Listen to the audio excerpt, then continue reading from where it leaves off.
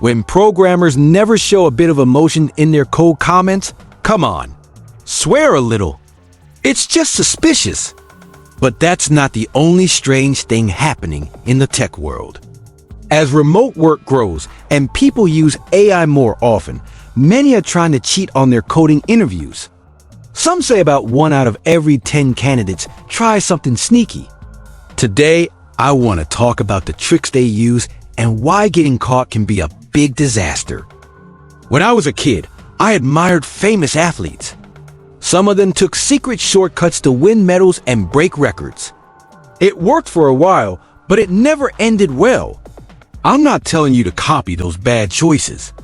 Don't do anything silly like biting your interviewer's ear if you can't solve a coding puzzle. Cheating is common in all sorts of places, schools, businesses, sports. Programming interviews are no different. But is it worth it? Probably not. One old-fashioned cheat is hiding notes. Long ago, kids wrote math formulas on their hands before tests.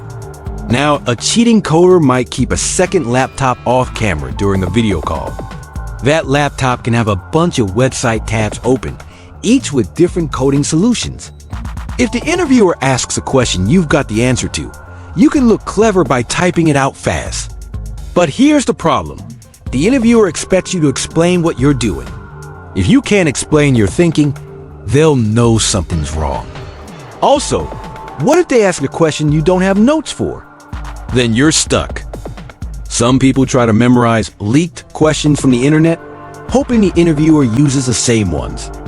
But companies change their questions often, so this is risky. If the interviewer gives you a new challenge, you're in trouble.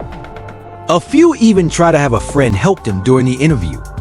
Maybe a buddy sits nearby, giving hints with hand signals. But interview platforms are pretty good at catching this stuff. Besides, not everyone has a friend who's a code genius and can keep quiet. Now, there's a new kind of cheating. Using a tool like ChatGPT. Just copy the question and paste it into the AI. You might get a perfect answer right away for common coding problems. That sounds amazing, but it's not so simple. If the question is unusual or changed slightly, the AI might give a wrong or confusing answer. If you show that answer to the interviewer and say it's yours, they'll quickly realize you don't know what you're doing. Let's pretend you somehow cheat your way through the online interview. Many big tech companies will invite you to an in-person interview next. There, you'll have no AI, no extra laptop, just a whiteboard and a marker. If you can't solve problems on the spot, you'll look lost. Your cheating helped in the short term, but now you've got nowhere to hide. Getting caught cheating isn't just a fail for that one job. The company might block you from ever applying again. Your reputation could suffer if people find out. In a world where everyone is connected, a bad reputation can follow you for years. Even if you do get the job, if you can't actually do the work, you'll likely be the first person they let go when times get tough. Cheating isn't a small mistake. It's a big choice that brings big problems.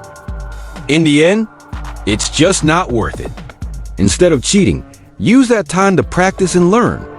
It might be slower and harder, but it will pay off in the long run. Don't take a shortcut that leads nowhere. Be honest, do the work, and build a career you can be proud of.